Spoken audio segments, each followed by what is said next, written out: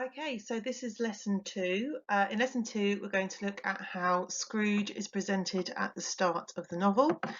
We'll be looking at the form and structure of the novel and looking at some subject-specific terminology. And then we're also going to understand how Scrooge is presented at the start of the novel and the language that Charles Dickens uses. So looking at the form and structure of the novel, and in particular some subject-specific terminology here. So first of all, A Christmas Carol is a ghost story. It was traditional, believe it or not, in the 19th century for ghost stories to be read aloud at Christmas time with the family. A Christmas Carol is actually classed as what's known as a novella, and a novella is a prose narrative that's halfway between a short story and a novel. The reason why Dickens wrote it in short form is so that it could be read aloud in one sitting at Christmas. And thirdly, Dickens rather unusually calls the chapters staves. And for those of you that aren't musicians, a stave is a set of 5 lines in music separated by 4 spaces, which represents a different musical pitch. He called the chapters staves because each one is a standalone story with its own distinctive mood, and then all the staves come together to form a harmonious whole. He wanted to represent all the characters coming together to celebrate the true meaning of Christmas.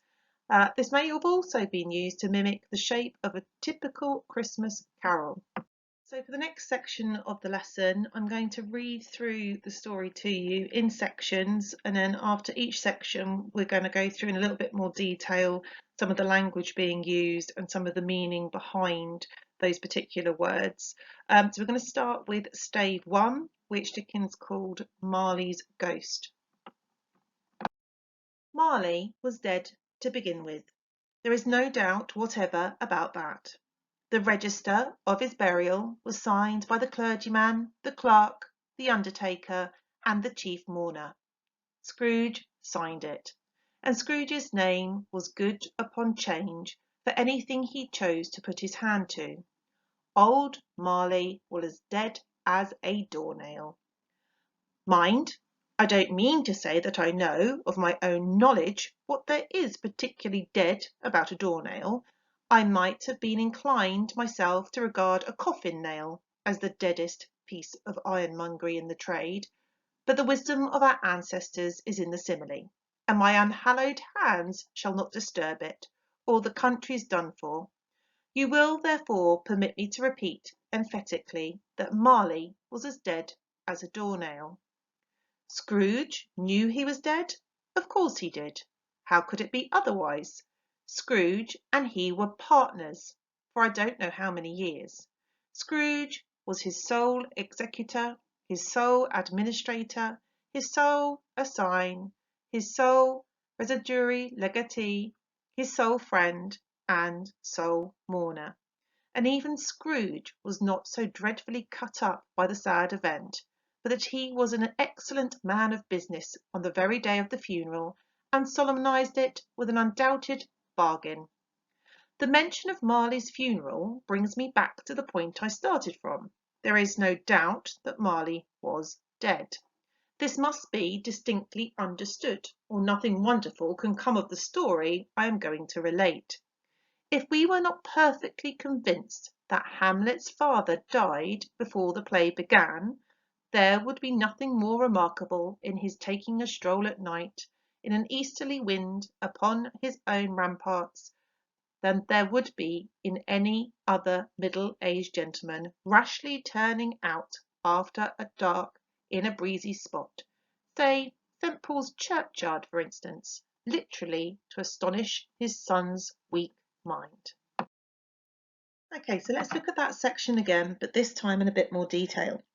In the opening of A Christmas Carol, the reader hears Dickens's voice speaking directly to the reader using direct address. He is emphasising that Scrooge's business partner, Marley, is dead. This gloomy opening foreshadows the appearance of Marley's ghost story, which comes later. As later in the novel, Marley comes to visit Scrooge, which is why Dickens is so keen to emphasise that there is no doubt that he is dead and therefore a ghost. This also helps the reader understand Scrooge's shock and disbelief.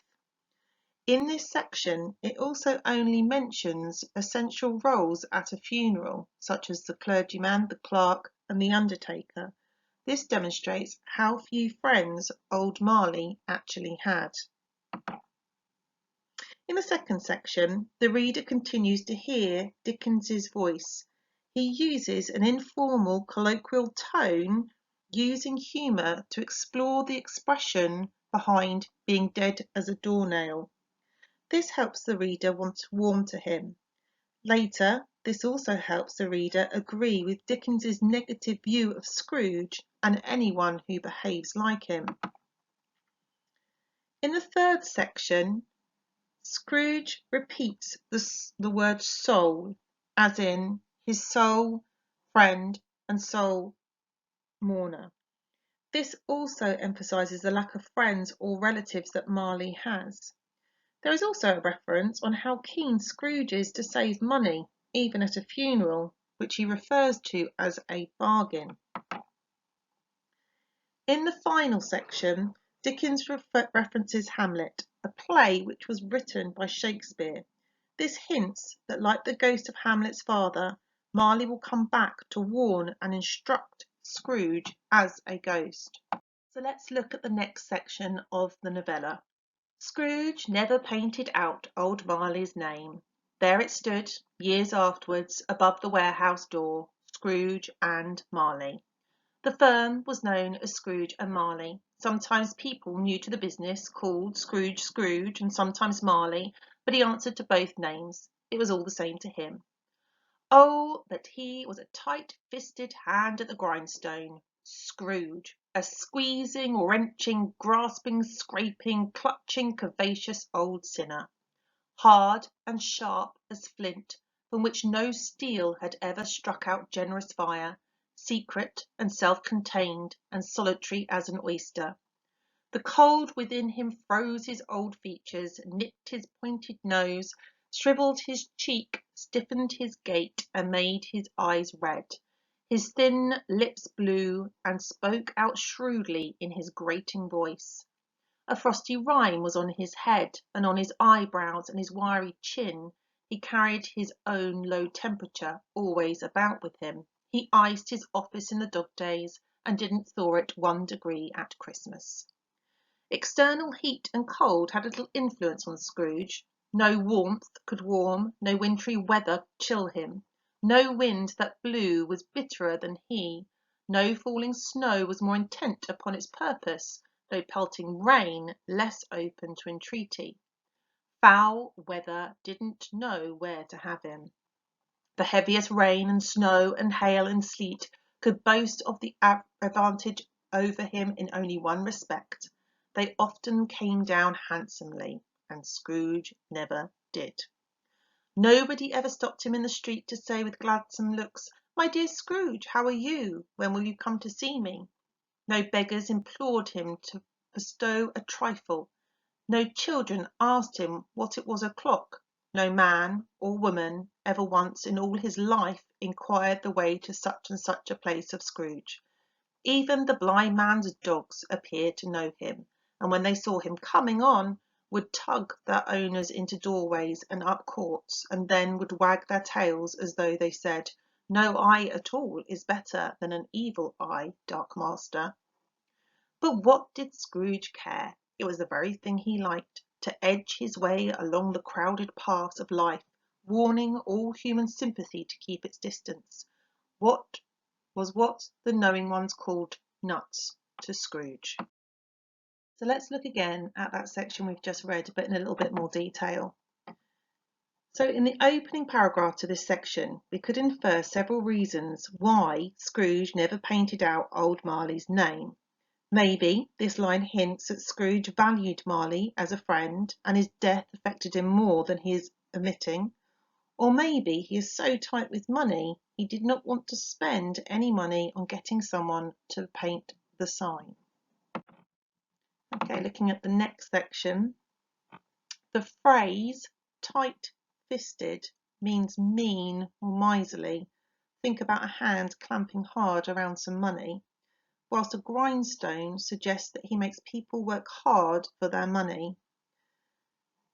The simile, where he's being compared to being hard and sharp as flint, shows what a tough material or sharp qualities he has, whilst being compared to an oyster suggests that he's hard to open up, or it's difficult for him to show his feelings. A rhyme means frost. Dickens is using the weather here as a metaphor to show how he is cold-hearted and how immune he is to people around him.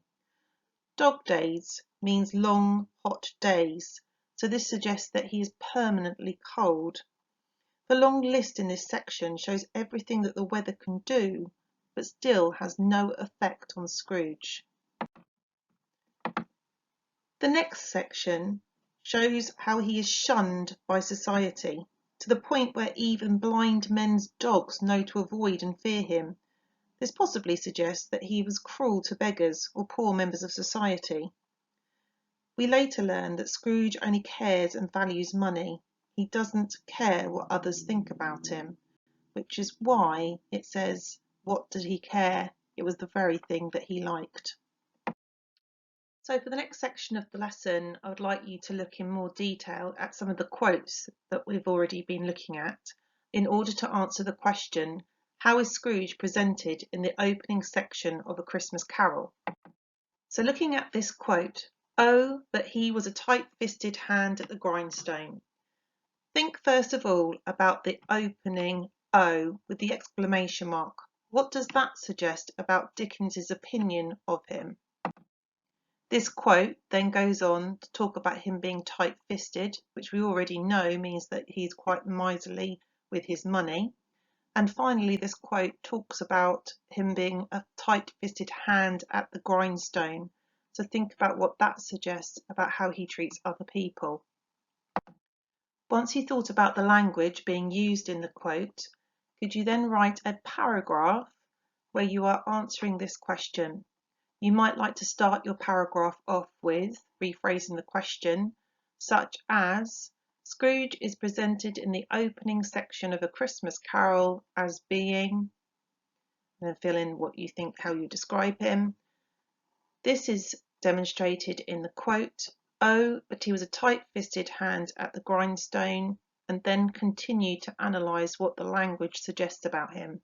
So now I'd like you to have a look at the next quote, "Hard and sharp as flint, from which no steel had ever struck out generous fire."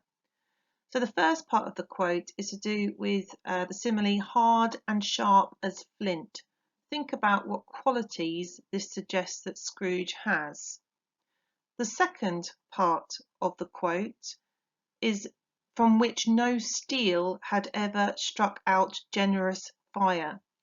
Think about what the words generous fire suggests and what that suggests about Scrooge as a person, the fact that no steel had ever struck out generous fire. Once you've had a look at this quote, could you please write a response with what this suggests about Scrooge as a character? Okay, for the next quote, could you look at him being described as self-contained and solitary as an oyster? The word solitary suggests that he is alone, not near anybody else. The fact that he is self-contained suggests that he keeps himself to himself. Think about the idea of what material an oyster has and what it is therefore protecting. You might also like to think about what the pearl might symbolise inside the oyster and compare that to what Dickens is trying to suggest about Scrooge. And for the final quote, let's look at "the cold within him froze his old features, nipped his pointed nose, shrivelled his cheek, his thin lips blew, and spoke out shrewdly in his grating voice." For this quote, you might like to think about the fact he has got cold within him. So that coldness is inside and radiating out and therefore affecting his face.